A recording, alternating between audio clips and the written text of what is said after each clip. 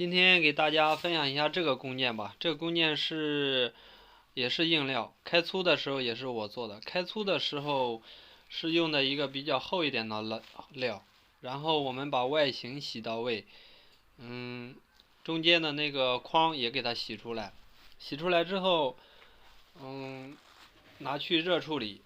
热处理回来之后给线割，把它的夹位去掉。去掉之后，然后再让磨床把厚度磨到位，然后我们就可以再拿回来上 NC 精加工了。精加工就是有3个是削孔，做一下就行了。然后还有那个这两个小圆柱也是有公差的。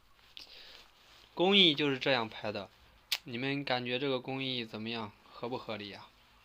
然后这是我做完之后又做了一个这个弓箭，没有做完，因为快7点了，所以我们就只跑了一把刀，就洗中间这个孔，这个孔是0到大5条的，但是也没有做完。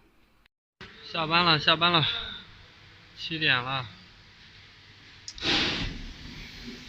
T台上这个弓箭今天也做不完了，明天再做吧。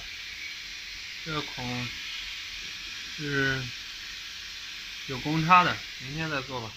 今天视频就拍这么多了，明天再拍视频。